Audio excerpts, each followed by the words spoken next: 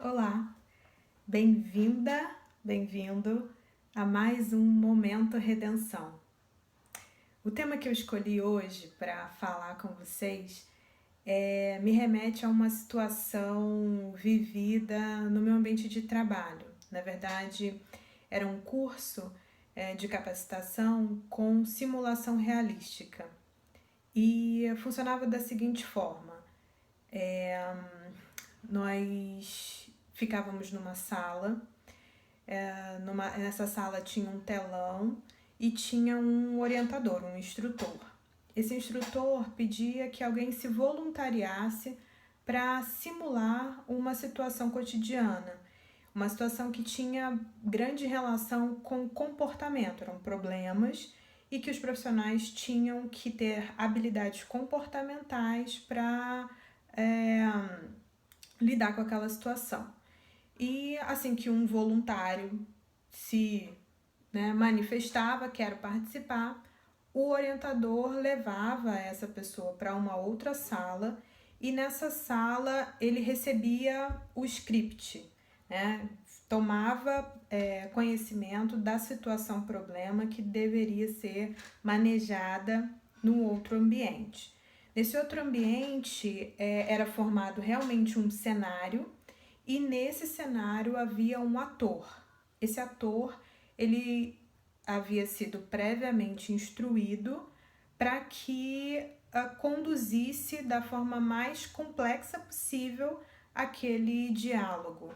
E ele estava, então, de posse de todas as informações possíveis sobre o caso ou situações semelhantes àquela, de modo que colocasse o voluntário em algumas saias justas. Era essa, a gente brinca que a função do ator é destruir o voluntário.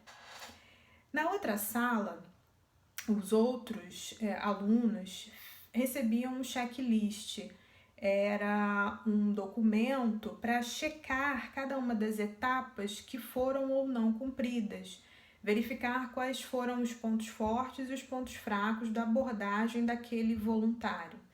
E depois que a situação acontecia na sala, como eu falei, a sala que a parte, vamos chamar assim, dos avaliadores ficava, havia um telão e era projetado nesse telão tudo que acontecia na sala em que estava o avaliado, o avaliado junto com o ator e todo o cenário montado.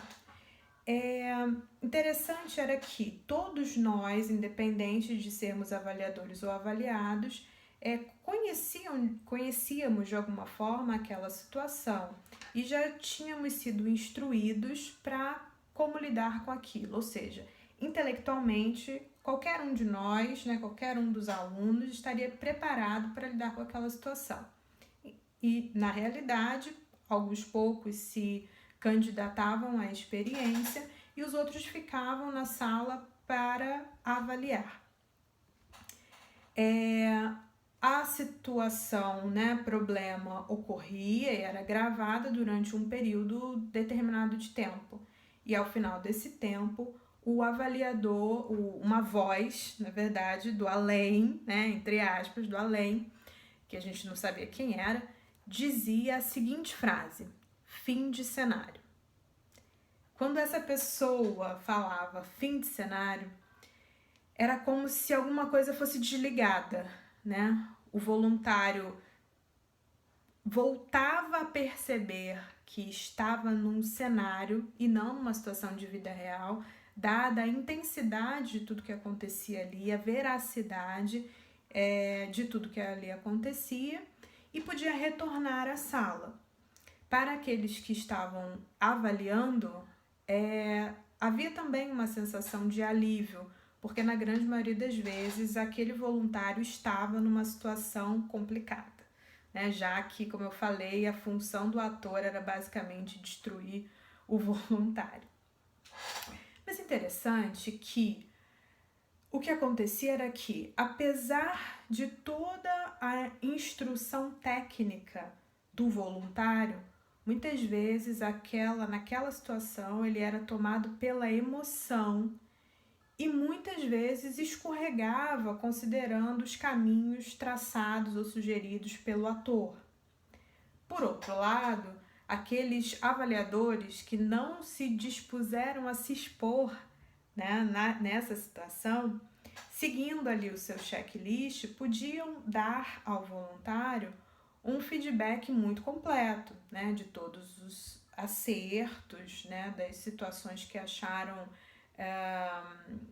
interessantes, da forma como o voluntário lidou com o problema e também de tudo aquilo que ele deveria ter feito e não fez, né, de tudo aquilo que foi inadequado na sua conduta. Bom, é interessante essa situação porque o fato é que, apesar de saber intelectualmente o que deve ser feito, muitas vezes não era isso que o voluntário fazia, não era simplesmente o que deveria ser feito ou da forma que deveria ser feito. E que julgar através, né, daquele checklist, olhando a situação de fora, era muito mais simples do que vivê-la. Essa experiência me marcou, porque a vida é assim, né? A vida é assim. Muitas vezes, quando nós estamos no lugar do espectador, nós sabemos dar às pessoas que estão ao nosso redor os melhores conselhos, nós sabemos criticar as condutas e dizer, não, mas não pode fazer isso, mas não pode ser assim, é assim que tem que ser. Eu não vou nem falar nada, mas óbvio que isso está errado, né? Muitas vezes nós temos essa conduta, mas quando nós estamos no papel do avaliado, quando a situação problema acontece conosco, nem sempre a gente consegue agir de forma tão segura, tão coerente, tão equilibrada, quanto aquela que nós estimulamos os outros ou receitamos para os outros, naquela fórmula que nós damos para os outros de como agir. E isso é uma situação chave da nossa vida, que serve inclusive para outras reflexões. Obviamente que a reflexão subliminar dessa história é: não julgue. Não julgue, porque você não está no lugar do outro, porque você não está movido pela emoção que aquele outro, que a outra pessoa traz. Não julgue, porque somos únicos, porque ninguém é igual a ninguém. Algumas coisas, obviamente, alguns comportamentos são ideais e é esse comportamento ideal, cristão, é isso que a gente persegue na vida, é isso que a gente quer, esse é o nosso objetivo. Mas o fato é que vivemos ainda num mundo de provas e expiações, que todos nós estamos dia a dia frente aos atores dentro de um determinado cenário que está preparado para testar as nossas forças, para verificar os nossos aprendizados e para nos dar a oportunidade de efetivamente aprender, colocar em prática tudo aquilo que a gente sabe intelectualmente. Mas entre saber e fazer há uma grande diferença. Quando nós aconselhamos o outro, nós oferecemos o que racionalmente nós temos de melhor para dar, nós entendemos que seja o melhor. Só que nós não estamos na pele da outra pessoa. Nós somos espíritos imortais com histórias diferentes, por mais que estejamos próximos, na mesma família, que sejamos amigos. Os arquivos que nós trazemos são arquivos diferentes, arquivos das vidas passadas, arquivos da nossa infância, arquivos da forma como cada um aprendeu que deve fazer, que é o certo. Somos diferentes e agiremos de forma diferente dependendo da situação, mas agiremos conforme os nossos conteúdos, e os nossos conteúdos são diferentes. Quando eu parto do princípio que a minha forma de ver é a forma correta, que a minha forma de fazer é a forma correta e que eu posso prescrever comportamentos para todo mundo, eu parto para uma opção de enfrentamento e de decepção. Porque pode ser, inclusive, que a minha forma de pensar seja equivocada. E muitas vezes nós entramos em embates, discussões ferrenhas pela nossa forma de ver. Dificilmente paramos para ouvir o outro e para compreender, buscar compreender de que ponto de vista ele está falando. Para usar uma expressão mais pertinente ao nosso tempo, mais moderna, nós não entendemos muitas vezes qual é o lugar de fala daquela pessoa, daquele indivíduo.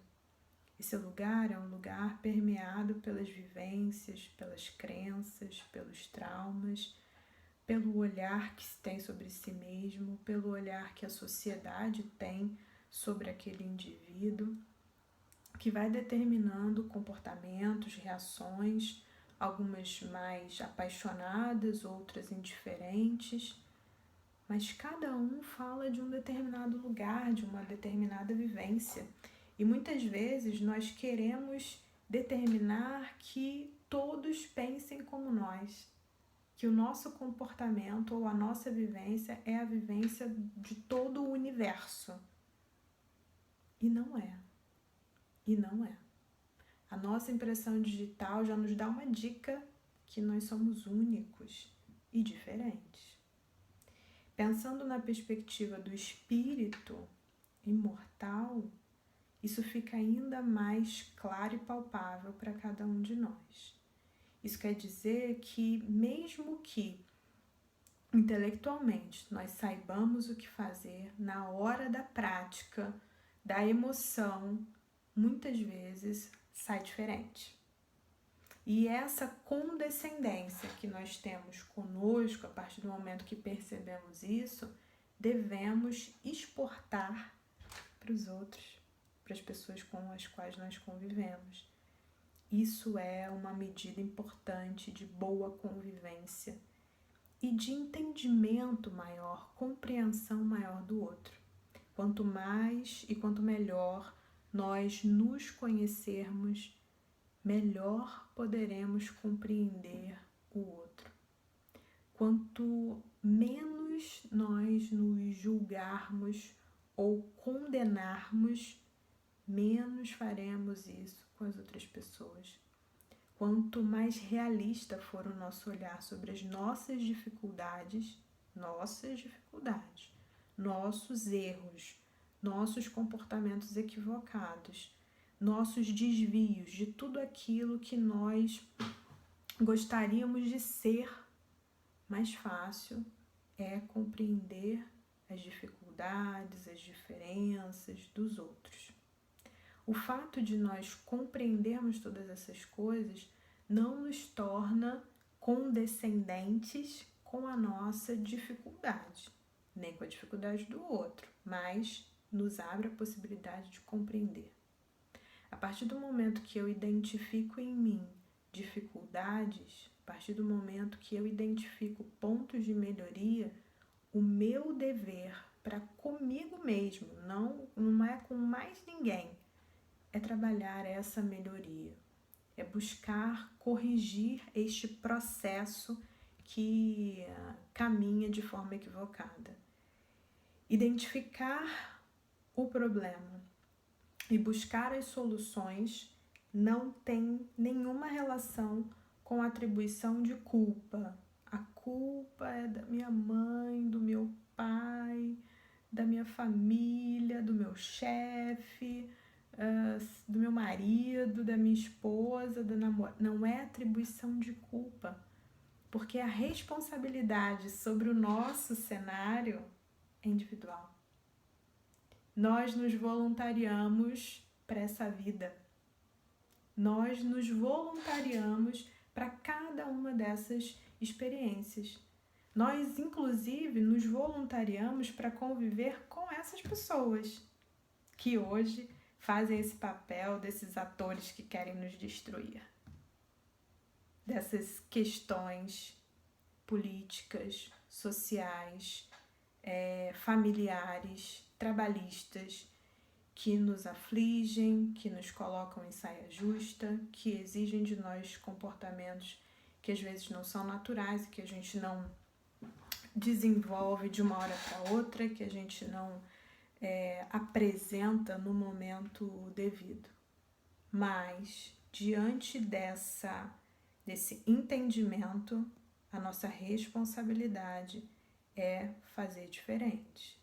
A nossa responsabilidade com o nosso progresso individual e intransferível é superar a dificuldade.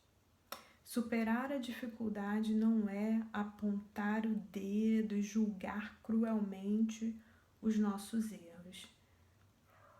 Superar a dificuldade essencialmente começa por se perdoar, compreender que apesar de entendermos intelectualmente o que deve ser feito, nem sempre agiremos da forma correta, mas nos comprometeremos com essa mudança, nos comprometeremos com essa transformação. E um dos motivos principais disso é que na vida real não existe o fim do cenário. O cenário não acaba. Porque mesmo que involuntariamente ou voluntariamente deixemos esse corpo, o cenário não acaba.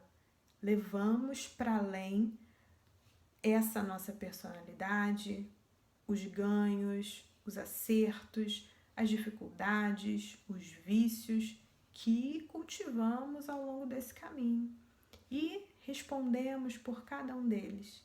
Voltamos ao mundo espiritual, olhamos de fora, como fazíamos lá na simulação realística, o que foi que aconteceu, o que deu certo, o que deu errado, o que precisa mudar. Sentamos na mesa, traçamos um novo plano, um novo cenário, uma nova experiência com, às vezes, os mesmos atores, se não aprendemos a lição, se não tivermos cumprido aquela etapa, se não tivermos feito bem feito o que precisava ser feito, muitas vezes com os mesmos atores de volta, um cenário um pouco diferente, né? Passa um tempo aí entre uma encarnação e outra e repetimos a lição que não foi aprendida. Muito falamos, né? Muito se fala, muito escutamos sobre as mudanças na Terra, sobre um mundo novo, sobre o desejo de estarmos num mundo melhor, de sairmos do mundo de provas e expiações e passarmos ao mundo de regeneração. Pois é, para que tudo isso aconteça e que para o final dessa história seja um final feliz, nós precisamos aprender as lições que nos são propostas hoje. Por mais que essa expressão, como eu falei, fim de cenário, dê um alívio, acabou, não preciso mais passar por isso, acabou, eu não preciso mais ver alguém que eu aprecio passar por essa dificuldade. Esse cenário é essencial para a nossa progressão de nível, para a nossa mudança de status, mesmo que seja só um pouquinho a mais, mesmo que seja um status um pouquinho melhor, mas sem passar por essa tribulação não é possível melhorar. Uma vez, a partir de uma questão, um momento muito delicado da minha vida, eu tive até esse desejo, sabe? De poder ouvir essa voz dizer fim de cenário. Mas não existe fim de cenário, né? E tudo passa. A grande questão também é que por mais difíceis que sejam as situações, tudo passa. e a melhor forma de passar pelas dificuldades é aprender a lição atribuída a cada uma delas. Quando nós nos perguntamos mais para quê do que por quê, nós aprendemos mais. Nós temos a possibilidade, a oportunidade de tirar mais ensinamentos, mais aprendizados da situação adversa. Então, que nós possamos guardar algumas coisas. Não há fim de cenário. Nós somos espíritos imortais e nós temos que nos comprometer com a nossa melhoria contínua. Temos que nos comprometer com essa transformação, que seja uma transformação contínua, não apressada, não precisa ser imediata, não dá para se fazer correndo. Nesse treinamento, por exemplo, nós tínhamos uma prévia teórica, então em tese todo mundo sabia o que deveria fazer, mas a gente só sabe de fato o que fazer quando a gente vive.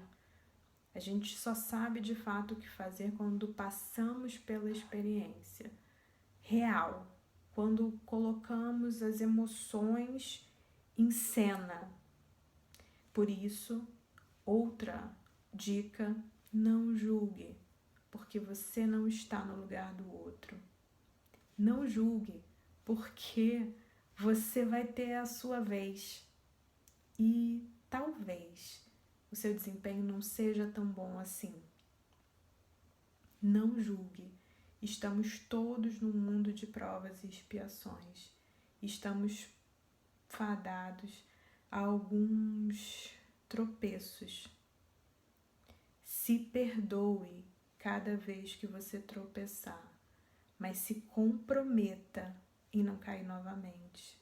Se comprometa em fazer melhor por você mesmo, porque o cenário é seu, a responsabilidade é sua. Não adianta atribuir responsabilidade a quem quer que seja, independente da situação. A responsabilidade do que virá a partir dela é sua. E o ideal é que venha um bom aprendizado, que venha a transformação necessária. Considerando o nosso entendimento dos mecanismos da reencarnação, do esquecimento do passado, da distribuição das provas e expiações conforme a nossa necessidade de aprendizado, nós sabemos que o diretor da história, o diretor do cenário somos nós mesmos, né? O cenário é feito conforme a nossa necessidade de aprendizado, conforme as nossas construções anteriores. Então, o cenário é nosso, a responsabilidade de transformá-lo é nossa, a responsabilidade de nos sairmos bem desse cenário, desse encontro com esses personagens é nossa. Não dá para terceirizar essa responsabilidade. Então, se comprometa com a sua mudança. Se comprometa com o aprendizado necessário que foi programado pelos bons espíritos de forma a que pudéssemos sair vitoriosos dessa experiência.